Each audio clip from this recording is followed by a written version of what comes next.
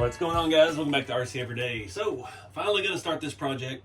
Had this body for about a month now, and yeah, I just got overwhelmed. I got too many projects going on. I've been all jazzed up about it, and yeah, it took a little while to get. And when it got here, I was just like, yeah, I'm not ready to start that now. So, we've got a 80s, early 90s Chevy G Series van, I guess what they are. This is 3D print. Let's get all the information out here in the beginning. I got this from my friend My Mini Chevy on Instagram. He was selling raw prints. This is a filament print, so it's not like my chassis kit parts. If I printed this body in that method, it would cost probably $1,000, and yeah, not fun.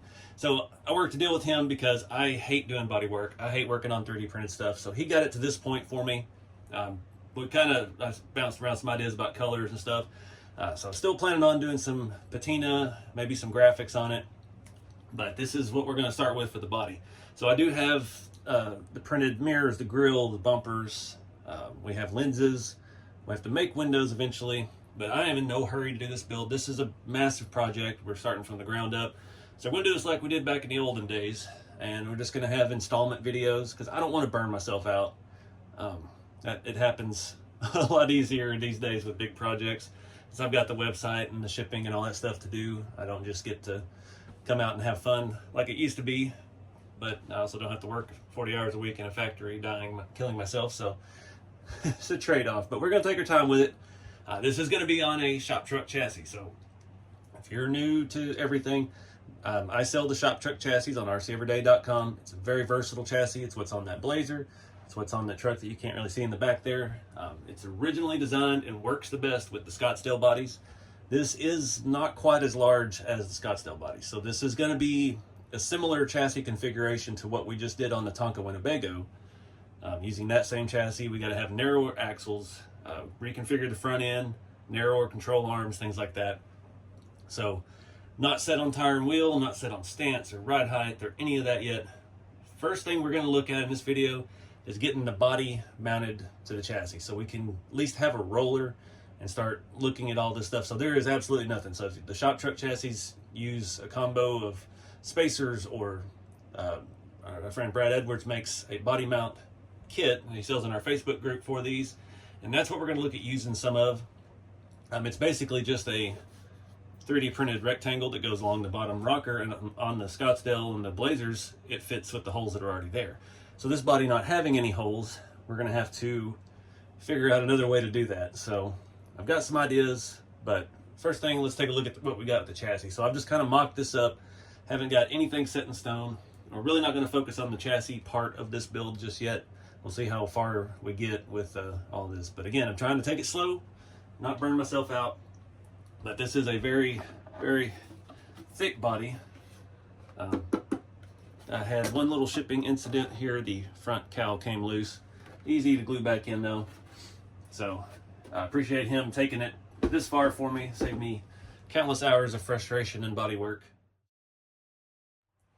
So for the chassis, these are actually the original prototype rails that I got for the shop truck.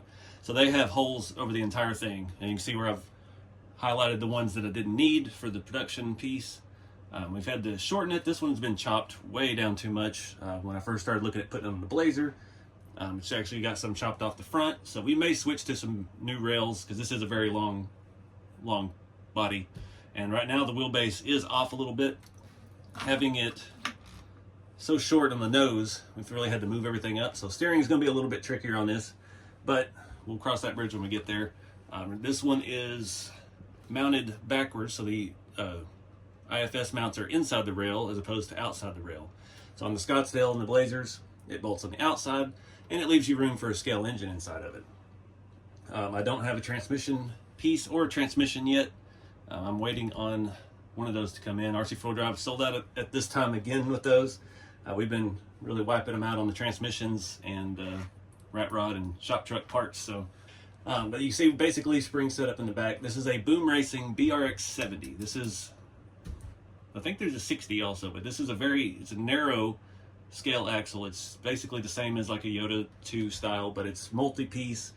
The ends, you can clock the pinion angle, and once you bolt the leaf springs on, it'll clamp around.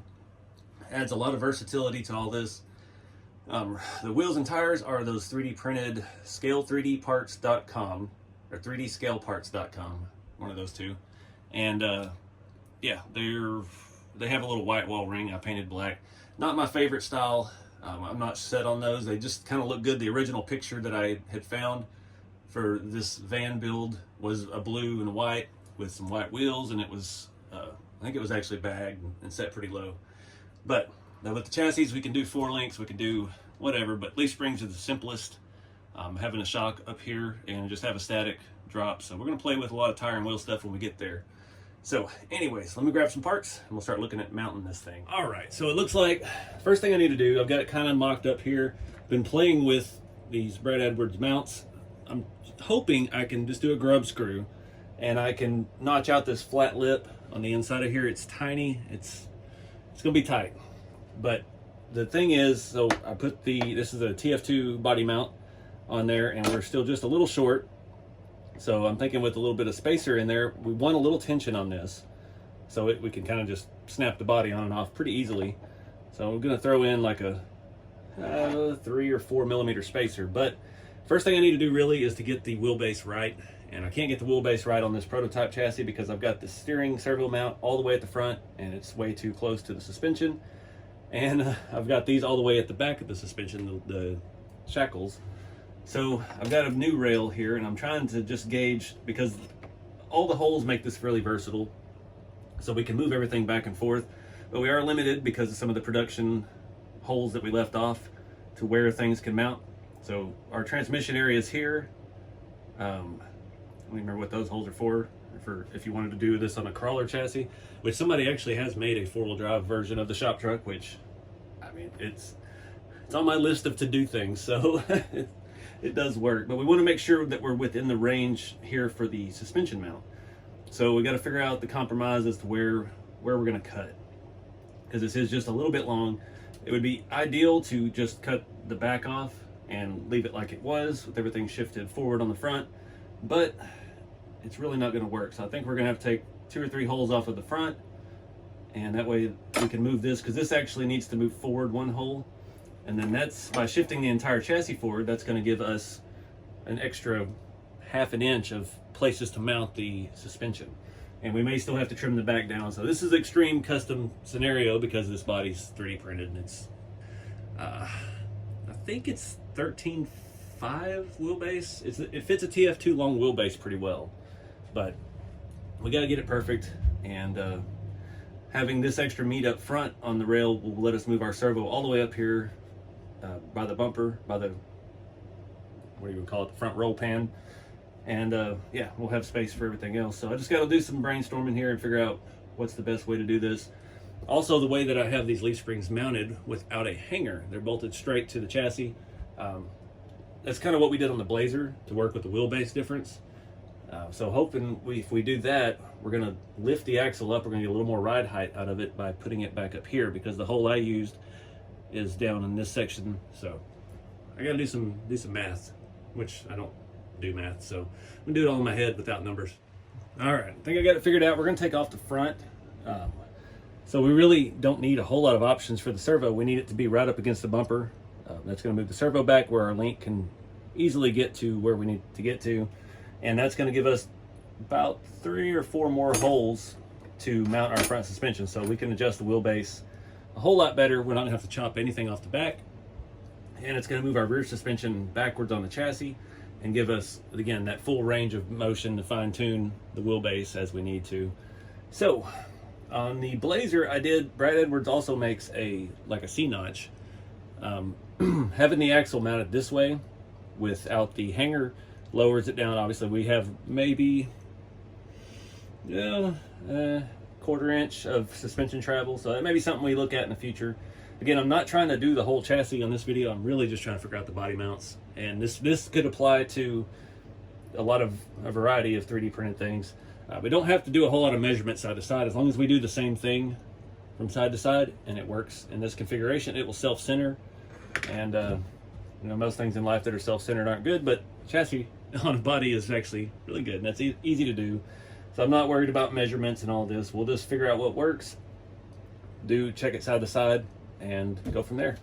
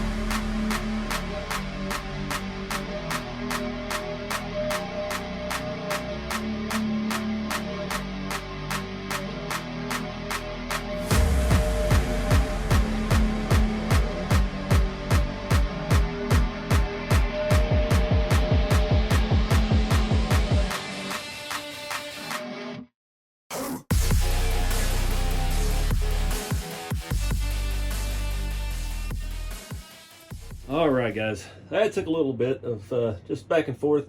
Shout out to my buddy Chris Roskosh, got me this pin vise after I needed it desperately in one video. I've used it multiple times now. It's coming very, very handy. So the chassis length and the setup is great. We've got some options here as far. I put the Traxxas, these are the 1.9 wheels on their, I don't know what they call these now, Response 1.9 tires. Pretty good sidewall. Just wanted to see something different. The other ones looked a little small on there. I'm having some issues with the suspension, but we'll redo all of that in the next go round. I don't have any shocks for it for the front, so I've got to order some of those. And yeah, we got a lot of stuff to play with, but the body mount system actually worked out really well. I used that pin vise to drill real precise holes, and I stepped them up. Started with tiny, probably like a 1.5 mil drill bit, and yeah, worked its way up to M3, so we could use those grub screws in the mounts like they're intended. Again, these mounts are for sale in the Facebook group, the Rat Rod, RC Everyday Rat Rod and Shop Truck Kit group. Yeah, anyway, I got the other tires and wheels still on the other side. I'll show you underneath real quick and give a little more detail on what all we did. All right, so you can see, let me turn this a little bit, not to scratch it up too much. I tapered the front of the rails, or angled them, so they fit pretty much the same angle as this cowl piece. And the rears are right at the rear bumper. The rule of thumb really with this, you want your lowest point of the chassis rail level with the rocker if you're going low. If you want it to set up and be more like a stock height, then you could change the orientation of these mounts around. Right now, they're set to be low, where this is pretty much flush with the rocker of the body. And you could even make your own mount and make this set up higher, where you could have like this part of the rail flush with the front, or the rear flush with the back, and then you have your chassis hanging down like you would on a real car.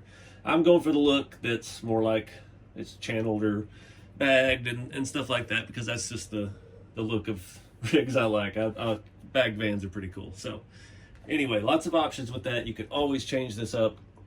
I ended up going with 5mm spacers, RC 4-wheel drive TF2 body mounts, and then Brad Edwards mounts here. Yeah, that all went together just like it did on the shop truck. The suspension and stuff is looking good. We actually have a fair amount of steering angle, be even as low as it is. And right now this is all the way down because I don't have any shocks. So we really, ride height's going to be about where the arms are parallel with the plane under the van. So that really gives us tons of wheel clearance. I think this other wheel might be hitting just a little bit over here. We still got to sort out the steering and all of that as well. We can still come back and flip this steering cross member the other way if we need the servo on the bottom, depending on how high we build the truck. Now that we have moved basically the entire chassis forward, we do have space here to come in and put actual hangers for the leaf springs in the front, because right now we have very, very little suspension travel. So we've got a lot of options with the suspension setup, but I've got the wheelbase on pretty good. This whole video is just to get this chassis where I can roll it around with the body on it, and that's what's going to kick me into gear to get the building on this, is having it as a roller, seeing it sitting on wheels and tires, playing with different tire wheel combos. That's what's fun about these. They're just like real cars, these shop trucks and rat rods. It's offset, wheel size, tire size. There's so many factors you have to consider to make it sit low and tuck the tire like you would on a real lowered car. And that's stuff I grew up doing with real cars in high school, bagged trucks and bagged Hondas and things. So that's why this is all up my alley. But there's quite a few people that want to do stock height trucks, and one day I'll get motivated enough to try to do one. But yeah, for now I like the bag stuff. So that's where we're at. That's where I'm going to end this off. I do have transmission mounts and stuff like that. I'm just waiting on my transmission to come in, order some new shocks. 50mm RC 4-wheel drive Bilsteins work the best. I've got some 60mm on Amazon. I picked up some more of those. They're cheaper. 60s will work. We'll just have to see if the ride height is where we want it. We might have to go to a 50. It's all just play it by ear. But anyways, I think I'm going to wrap this video up here. Not much else to do with this. Just be very careful drilling into your 3D printed body if that's what you're doing. That was a little scary. You can see it got a little bit of a lump on this side, but I mean, that's facing down at the very bottom of the truck. You're not gonna be able to see it. So that was really the only scary part of this, was marking the body where it needed to be, front to back, or the body mounts, and drilling those holes. The rest of it, this was all, like I said, easy. It'll self-center as long as you do the same thing on both sides, and you don't have to worry about that. They put your suspension in there straight. My rear is actually a little off to one side because this leaf spring is bent. I threw this together just to mock it up. I used old Nitro RC fuel line to make a bushing for the screw to go in the end of the leaf spring, and taking it out, putting it back in a couple times. When I did all this, it kind of got in there at an angle and chewed it up a little bit, so that's what's kicking the rear end sideways. But easy fix. And like I said, we'll probably come back and put hangers on the front of this now that we have access to more holes, and then we can get the leaf springs at a proper angle, get the rear shackles at a better angle, and get it to actually function. Throw this jack stand under the front here just to lift it up just a little bit, and sitting pretty level. This side's not going down. That's why it's not set level. But anyway, yeah, just the other side with those tires and wheels, after getting it on here and actually seeing it, they're a little bit too narrow. So that's why I opted for those wider Traxxas wheels and tires, fill it out a little bit. Like I say, they're still quite a ways away from playing with tire wheel combos. That'll be along the more lines of the paint and patina and graphics and things we do with it, finishing details. But it's good to play with it during the process, because one, it's cool to see different setups and then kind of knowing what'll work and what won't. And it might take the build a whole different direction. We might put drag slugs on the back of this and make something totally different. You never know. But anyways, let me know in the comments what you guys think, what you want to see with this. What should we go full slam? Should we go stockish? Should we go? That's about as high as we can get the front. We can fit a lot wider tire if we go that wide. Let me flip it around the other side for one last look at that. So yeah, I think it looks a little good, better sitting this high with the meatier tire and wheel on it.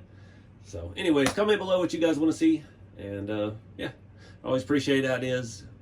Might not do it, might do it, you never know. But get out there and do something fun with the hobby, guys. Check out rceveryday.com for these chassis kits if you got something wild, crazy 3D printed body or something else that nobody makes stuff for, it might work for you. But see y'all in the next video.